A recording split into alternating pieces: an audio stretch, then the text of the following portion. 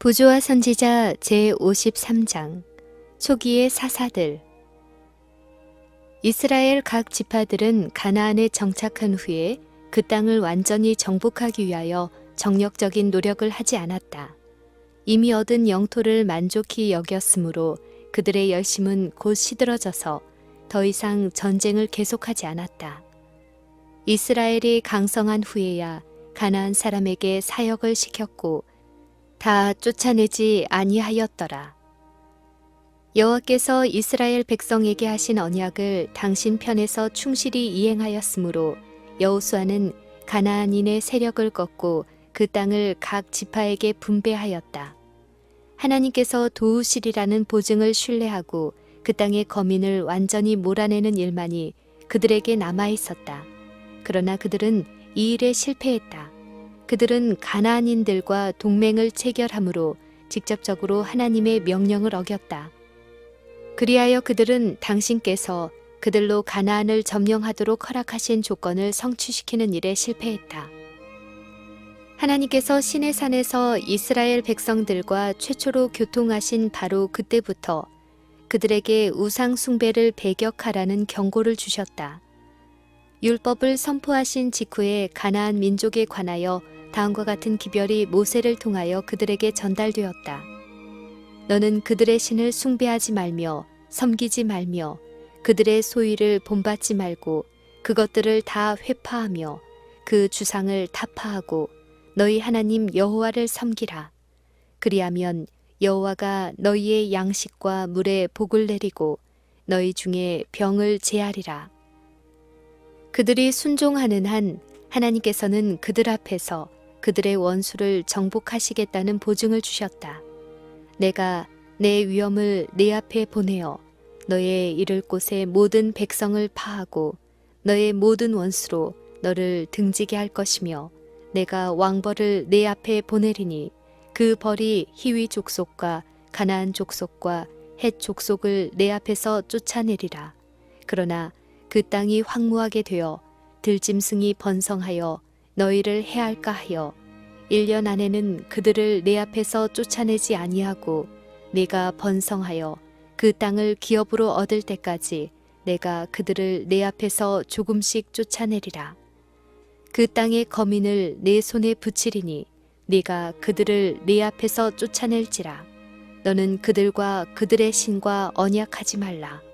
그들이 내 땅에 머무르지 못할 것은 그들이 너로 내게 범죄케 할까 두려움이라. 네가 그 신을 섬기면 그것이 너의 올무가 되리라. 이 명령은 모세가 죽기 전에 그를 통하여 가장 엄숙한 방법으로 반복되었고 또한 여호수아에 의하여 되풀이되었다. 하나님께서 당신의 백성을 가나안 땅에 두신 것은 그들로 도덕적 죄악의 조수를 막아 온 세상에 범람하지 못하게 할 강한 방파제를 삼고자 하심이었다. 하나님께서는 이스라엘 백성이 당신에게 충성하는 한 그들이 나아가 정복하고 또 정복할 수 있게 하시고자 하셨다. 하나님께서는 가나안인들보다 더 크고 강력한 족속까지도 이스라엘 백성의 손에 붙이시고자 하셨다. 그것에 대하여 다음과 같이 약속하셨다. 너희가 만일 내가 너희에게 명하는 이 모든 명령을 잘 지켜 행하면 여호와께서 그 모든 나라 백성을 너희 앞에서 다 쫓아내실 것이라. 너희가 너희보다 강대한 나라들을 얻을 것인즉 너희의 발바닥으로 밟는 곳은 다 너희 소유가 되리니 너희의 경계는 곧 광야에서부터 레바논까지와 유브라데 하수라 하는 하수에서 서해까지라. 너희 하나님 여호와께서 너희에게 말씀하신 대로 너희 밟는 모든 땅 사람들로 너희를 두려워하고 무서워하게 하시리니 너희를 능히 당할 사람이 없으리라. 그러나 이스라엘 백성은 그들의 숭고한 운명을 돌아보지 아니하고 안일과 방종의 길을 택하여 가나안 정복을 완수할 기회를 잃었으며 여러 세대 동안 선지자가 너희의 눈에 가시와 옆구리에 찌르는 것이 되리라고 예언한 바와 같이 그들은 남아있던 우상 숭배하는 백성들로부터 압박을 당하였다. 이스라엘 사람들은 열방과 섞여서 그 행위를 배웠다. 그들은 가나안인들과 자폰하였고 우상 숭배는 연병과 같이 온 땅에 퍼졌다. 그 우상을 섬김으로 그것이 저희에게 올무가 되었다. 저희가 그 자녀로 자신에게 제사하였도다. 그 땅이 피에 더러웠도다. 그러므로 여호와께서 자기 백성에게 맹렬히 노하시며 자기 기업을 미워하셨다. 여호수아에게 교훈을 받은 세대가 사라지기까지는 우상 숭배가 거의 머리를 들지 못했으나 부모들은 그들의 자녀들의 배도의 길을 준비하였다. 가나안을 점령한 자들 편에서 여호와께서 제시하신 바를 무시함으로 여러 세대 동안 계속하여 쓴 열매를 가져올 악의 종자를 심었다. 히브리인의 단순한 습관이 그들로 신체상의 건강을 누리게 하였으나 이방인들과 교제함으로 인하여 그들은 식욕과 정욕에 방종하게 되었으며 그들의 체력은 점점 감소되고 지적, 도덕적 능력은 약화되었다. 이스라엘 사람들은 그들의 죄로 인하여 하나님을 떠나게 되었다. 그러므로 하나님의 능력이 그들로부터 물러가서 그들은 더 이상 저희 원수를 이길 수 없었다. 그리하여 그들은 하나님을 힘입어 정복할 수 있었던 바로 그 민족들에게 압제를 당하였다. 그들은 애굽 땅에서 그들을 인도하여 내시고 광야에서 양떼같이 지도하신 열조의 하나님 여호와를 버렸다. 자기 산당으로 그 노를 격동하며 저희 조각한 우상으로 그를 진노케 하였다. 그런고로 여호와께서는 실로의 성막 곧 인간의 세우신 장막을 떠나시고 그 능력된 자를 포로에 붙이시며 자기 영광을 대적의 손에 붙이셨다. 그러나 하나님께서는 당신의 백성을 완전히 버리지는 아니하셨다. 언제나 여호와께 충실한 남은 무리가 있었으며 때때로 여호와께서는 충실하고 용감한 자들을 일으키셔서 우상 숭배를 타파하고 이스라엘 백성을 그 원수들에게서 구원하셨다. 그러나 구원자가 죽을 때에 백성들은 그의 권위에서 풀려나 점차로 그들의 우상에게로 돌아가곤 하였다.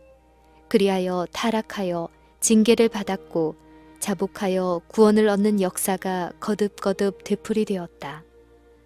메소포타미아 왕과 모압 왕, 그 후에는 블레세인들과 시스라가 인도하는 하솔의 가나안인들이 차례로 이스라엘 백성을 압박했다. 온니엘과 삼갈, 예후와 드보라와 바락이 그들의 백성의 구원자로 등장하였다.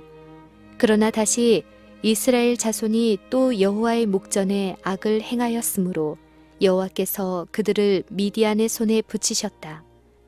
지금까지는 압제자의 손이 요단 동편에 거하는 지파들에게 가볍게 뻗쳤으나 이번 재난에는 그들이 제일 먼저 고통을 당하였다.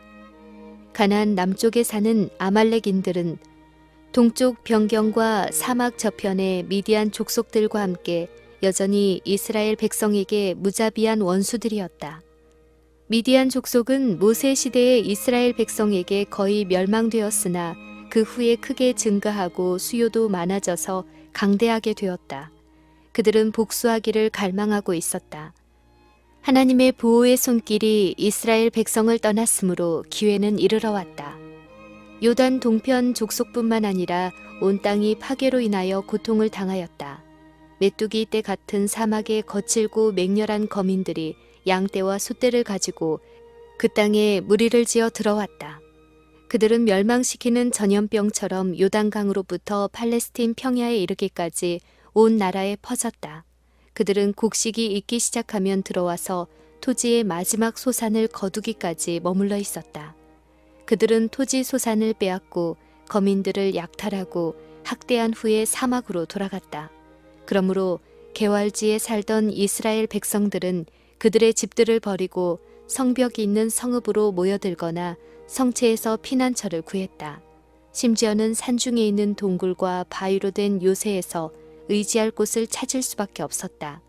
이 같은 압박이 7년간 계속된 후에 백성들이 고통 중에서 여호와의 견책에 주의하고 자신들의 죄를 자복했으므로 하나님께서는 다시 그들을 위하여 구원자를 일으키셨다. 기드온은 므낫세 지파에 속한 요아스의 아들이었다.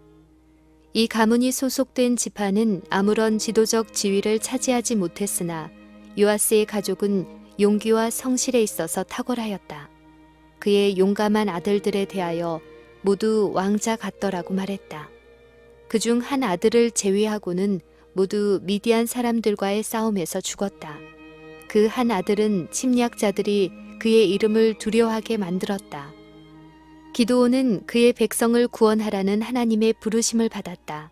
기드온은 그때의 밀을 타작하고 있었다. 소량의 곡식을 감추어 두었으나 그는 그것을 감히 보통 타작 마당에서 타작할 수 없었다.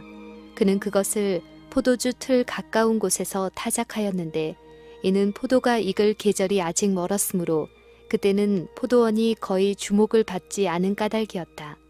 기드온은 은밀한 곳에서 말없이 일하면서 슬픔에 젖어 이스라엘의 상태를 숙고하고 자기 백성에게서 압박자의 멍에를 꺾을 수 있는 방법을 생각하였다. 돌연히 여호와의 사자가 나타나 큰 용사여 여호와께서 너와 함께 계시도다 라고 기드온에게 말하였다. 기드온은 나의 주여 여호와께서 우리와 함께 계시면 어찌하여 이 모든 일이 우리에게 미쳤나이까. 또 우리 열조가 일찍 우리에게 이르기를 여호와께서 우리를 애굽에서 나오게 하신 것이 아니냐. 이제 여호와께서 우리를 버리사 미디안의 손에 붙이셨나이다 라고 대답하였다. 하늘의 사자는 너는 이 내 힘을 의지하고 가서 이스라엘을 미디안의 손에서 구원하라. 내가 너를 보낸 것이 아니냐고 말하였다. 기드온은 지금 자기에게 말하는 이가 과거에 이스라엘을 위하여 역사한 언약의 천사인 표징을 얻고자 갈망하였다. 아브라함으로 더불어 교통한 하나님의 천사들은 한때 머물러 그의 후대를 받은 적이 있었다. 기드온도 이제 하나님의 사자를 그의 손님으로 머물도록 간청하였다. 기드온은 급히 장막으로 가서 그의 빈약한 창고에서 염소 새끼 하나와 무교병을 준비하여 하늘의 사자에게 가져다 드렸다. 그러나 그 천사는 그를 명하여 고기와 무교 전병을 가져 이 반석 위에 두고 그 위에 국을 쏟으라고 말하였다. 기드온이 그대로 하니 그가 바라던 표징이 주어진 바 되었으니 곧 천사가 손에 잡은 지팡이로 고기와 무교병에 대니 불이 반석에서 나와 재물을 태웠다. 그 후에 천사는 떠나가고 보이지 않았다. 동양인의 배도에 가담한 기드온의 아버지 요아스는 그가 사는 오브라의 바알 신을 위하여 거대한 제단을 쌓았으며 그 성읍 백성들이 거기서 예배하였다. 기드온은 이 제단을 회파하고 그의 헌물을 불살라 드리던 그 반석 위에 여호와의 단을 세우고 여호와께 희생 제물을 드리라는 명을 받았다. 하나님께 제물을 드리는 일은 제사장들에게 위임되었고 실로의 제단에서만 드리도록 제한되었다. 그러나 의식을 제정하시고 그 모든 제물을 받으시는 하나님께서는 그 요구를 변경시키실 권한도 가지고 계셨다. 이스라엘의 구원보다 먼저 바알신 숭배에 대한 엄숙한 항의가 앞서야 했다. 기드온은 그의 백성의 원수와 싸우러 나아가기 전에 우상 숭배에 대하여 전쟁을 선언해야 하였다. 기드온은 하나님의 명령을 충실히 수행하였다.